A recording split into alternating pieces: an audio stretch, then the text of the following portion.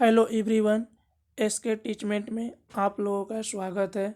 दोस्तों, आज हम देखेंगे 30 क्वेश्चन और ये 30 क्वेश्चन भारतीय संविधान के बारे में है, जो कि आगामी एग्ज़ाम के लिए जैसे कि UPSC, BPSC, Bihar sub inspector, etc और एग्ज़ामों के लिए महत्वपूर्ण है।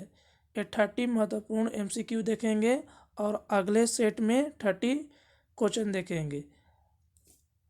अगर हमारे चैनल पर नए हैं तो हमारे चैनल को सब्सक्राइब करें और बेल आइकॉन को दबाना ना भूलें। चलिए दोस्तों, देखते हैं। फर्स्ट क्वेश्चन है, संविधान सभा की प्रथम बैठक कब हुई थी? आपको बताना है कि first meeting of the constituent assembly कब हुई थी। इसका आंसर करेंगे। इसका आंसर है 9 दिसंबर 1946 को। ऑप्शन क्या है दोस्तों? 9 दिसंबर 1946 को। नेक्स्ट क्वेश्चन, इसका आंसर ख्याल कीजिएगा, 9 दिसंबर 1946।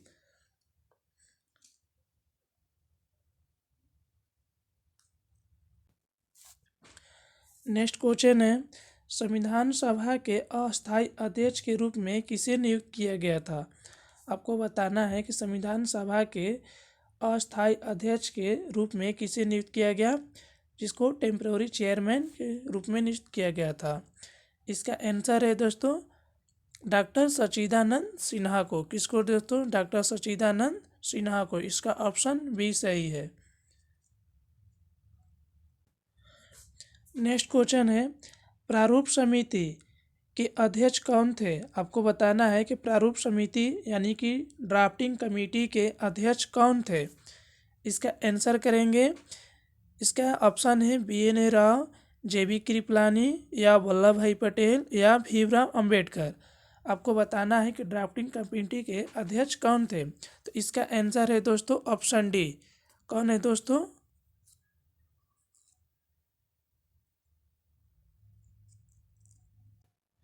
इसका आंसर है दोस्तों ऑप्शन डी, यानी कौन थे? डॉक्टर भीमराव अंबेडकर। इसका ऑप्शन है भीमराव अंबेडकर। नेक्स्ट क्वेश्चन है, संविधान सभा के अस्थायी अध्यक्ष यानी कि परमानेंट चेयरमैन किसे बनाया गया था? आपको बताना है कि संविधान सभा का अस्थायी जो अध्यक्ष थे उसे किसे बनाया गया था। इसका आंसर करेंगे। इसका आंसर है डॉक्टर राजेंद्र प्रसाद को। कौन है दोस्तों? Doctor Rajendra Prasad, option C. Next question है, संविधान सभा के अंतिम रूप से संविधान को कब पारित किया गया था? आपको बताना है कि इंडियन कॉन्स्टिट्यूशन एडॉप्टेड कब कर दिया गया था।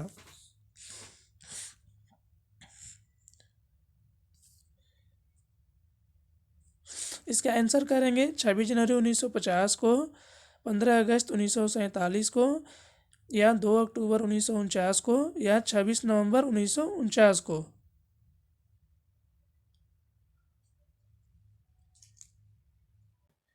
इसका आंसर करेंगे 26 नवंबर 1949 को। ऑप्शन डी राइट आंसर, 26 नवंबर 1949 को।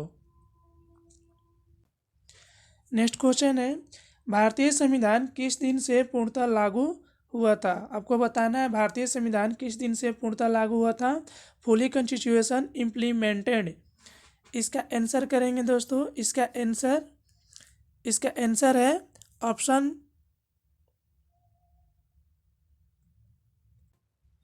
इसका ऑप्शन है ऑप्शन डी, यानी 26 नवंबर 1950 को। 26 जनवरी 1950 को भारतीय संविधान पूर्णतः रूप से लागू हो गया था। ऑप्शन इसका डी सही आंसर है, 26 जनवरी 1950 को। नेक्स्ट क्वेश्चन है, भारत कब गणतंत्र बना? आपको बताना है कि इंडिया बिकम ए रिपब्लिक। इसका आंसर करेंगे। इसका आंसर है दोस्तों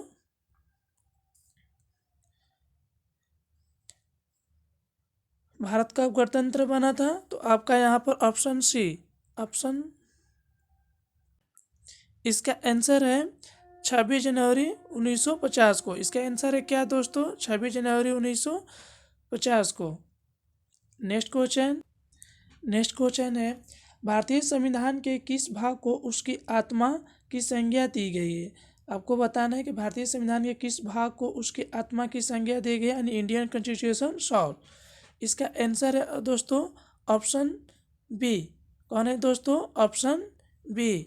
ठीक है, ऑप्शन बी इज संवैधानिक उपचारों का अधिकार। इसका आंसर है संवैधानिक उपचारों का अधिकार।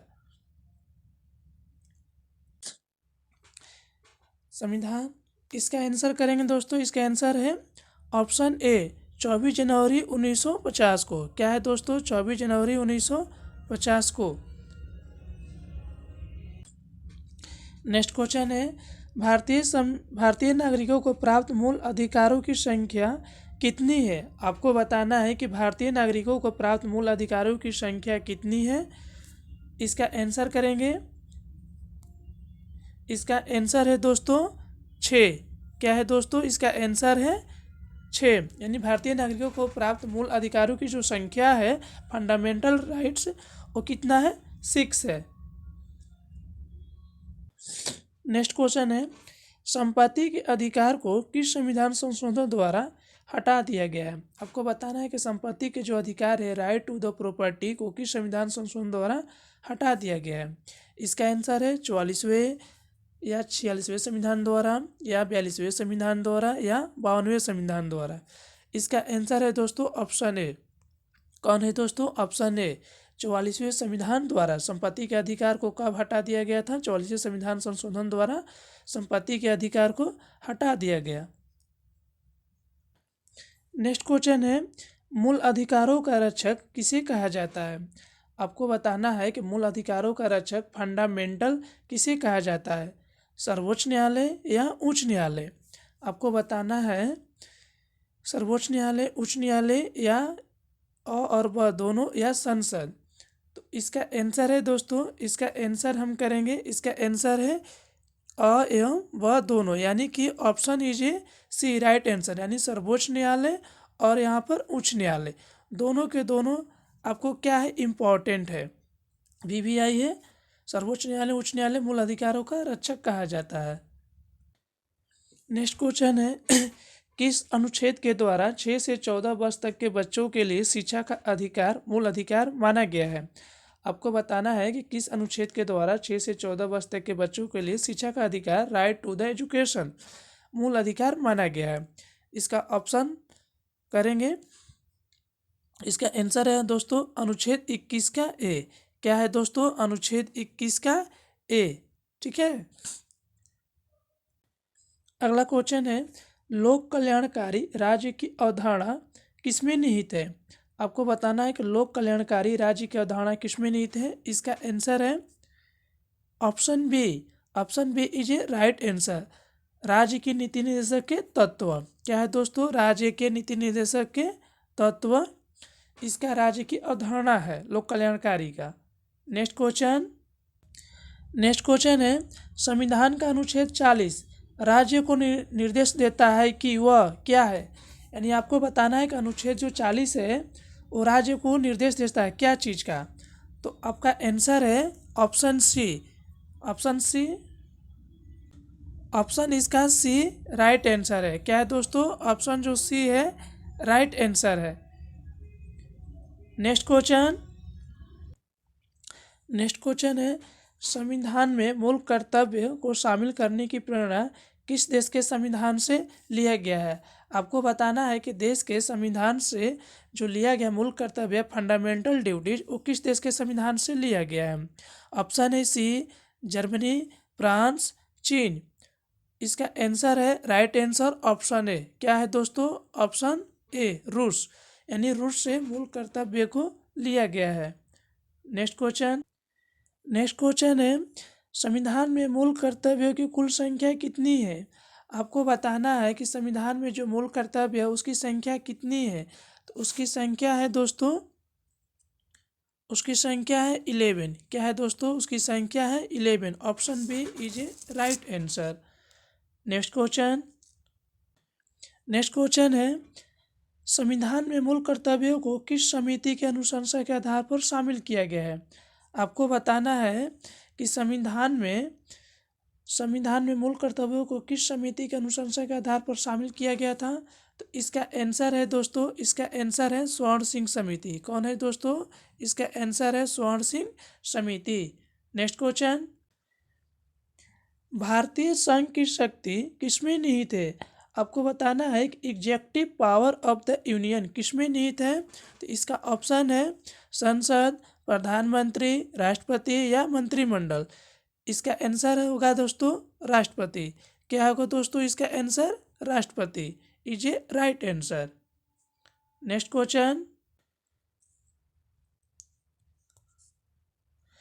क्वेश्चन है, राष्ट्रपति के निर्वाचक मंडल में शामिल है। आपको बताना है कि राष्ट्रपति के निर्वाचक मंडल किसमें शामिल है। Option A, B, C, 4 option है, 4 ऑप्शन में से इसको चूज करें दोस्तों। तो इसका आंसर हम बता देते हैं, option is a right answer. क्या है दोस्तों? Option C is a right answer.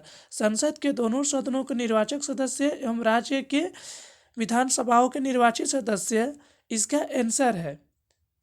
Next question है, राष्ट्रपति के कार्यकाल की अवधि कितना होता है? आपको बताना है कि राष्ट्रपति का जो कार्यकाल की अवधि होता है वो कितना होता है। 3 वर्ष, 5 वर्ष या 6 वर्ष या कोई सीमा नहीं। तो इसका आंसर होगा ऑप्शन बी। क्या होगा दोस्तों? ऑप्शन बी, 5 वर्ष। नेक्स्ट क्वेश्चन है, राष्ट्रपति पद के चुनाव के लिए कौन सी विधि अपनाई जाती है? Election method of president of India. इसका आंसर करेंगे अनुपातिक प्रतिनिधित्व, एकल संक्रमणीय, अप्रत्यक्ष मतदान या इनमें से सभी। तो इसका आंसर है दोस्तों इनमें से सभी। इसका आंसर क्या होगा दोस्तों? इसका आंसर होगा ऑप्शन डी। ठीक है, इसका ऑप्शन डी होगा, यानी अनुपातिक प्रतिनिधित्व, एकल संक्रमणीय, अप्रत्यक्ष मतदान, तीनों को तीनों राष्ट्रपति पद के चुनाव के लिए अपनाई जाती है। नेक्स्ट क्वेश्चन है, निर्विरोध चुने जाने वाले राष्ट्रपति हैं। आपको बताना है कि निर्विरोध चुने जाने वाले राष्ट्रपति कौन थे। तो इसका आंसर है बीबी गिरी, नीलम संजीव रेड्डी, राजेंद्र प्रसाद या एपीजे अब्दुल कलाम। इसका आंसर राइट करेंगे। तो इसका आंसर है दोस्तों ऑप्शन बी। कौन है दोस्तों? ऑप्शन बी, यानी नीलम संजीव रेड्डी। इसका answer right answer. Next question है, आपको बताना है कि राष्ट्रपति पर महाभियोग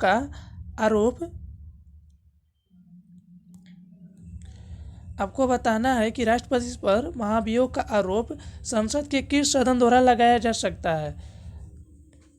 ऑप्शन है लोकसभा, राज्यसभा या संसद के किसी सदन द्वारा या किसी के द्वारा नहीं। इसका आंसर करेंगे, इसका आंसर है संसद के किसी सदन द्वारा। Option C is a right answer. क्या है दोस्तों? संसद के किसी सदन द्वारा। नेक्स्ट क्वेश्चन है, भारतीय सेनाओं में इंडियन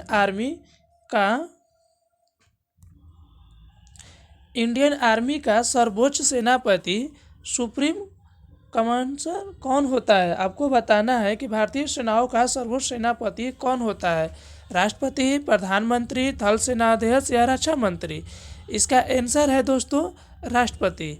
कौन है दोस्तों? राष्ट्रपति, यानी भारतीय सेनाओं का सर्वोच्च सेनापति होता है राष्ट्रपति। नेक्स्ट क्वेश्चन है, उपराष्ट्रपति के निर्वाचक मंडल में शामिल है। आपको बताना है कि उपराष्ट्रपति के निर्वाचक मंडल में कौन शामिल है। सिर्फ राज्यसभा के सदस्य, लोकसभा के सदस्य या राज्यसभा लोकसभा के सदस्य या राज्यसभा लोकसभा के निर्वाचित सदस्य। तो इसका आंसर है दोस्तों ऑप्शन सी। क्या है दोस्तों? Option C is a right answer, Rajya Sabha एवं लोकसभा के सदस्य। नेक्स्ट क्वेश्चन है, राष्ट्रपति राज्यसभा के कितने सदस्यों को मनोनीत करता है। आपको बताना है कि राष्ट्रपति राज्यसभा के कितने सदस्यों को मनोनीत करता है। तो इसका आंसर है 12, 15 या 14 या 2। तो इसका आंसर है दोस्तों option A is a right answer, यानी 12 राष्ट्रपति राज्यसभा के सदस्यों का मनोनीत करता है। नेक्स्ट क्वेश्चन है, भारतीय संसद के ऊपरी सदन को कहा जाता है। आपको बताना है कि पार्लियामेंट के जो अपर हाउस होता है उसको क्या कहते हैं। लोकसभा, राज्यसभा, विधानसभा, मंत्रिमंडल। आपको पता है कि दो सदन होता है, एक ऊपरी सदन एक निम्न सदन। तो इसका आंसर है दोस्तों राज्यसभा। यानी राज्यसभा जो कहलाता है ऊपरी सदन कहलाता है और लोकसभा जो होता है निचली सदन होता है। प्रधानमंत्री की नियुक्ति कौन करता है। आपको बताना है प्रधानमंत्री की नियुक्ति कौन करता है। इसका ऑप्शन है राष्ट्रपति, उपराष्ट्रपति, लोकसभा अध्यक्ष, भारत का मुख्य न्यायाधीश। इसका आंसर है दोस्तों option A. Option A is a right answer यानी राष्ट्रपति।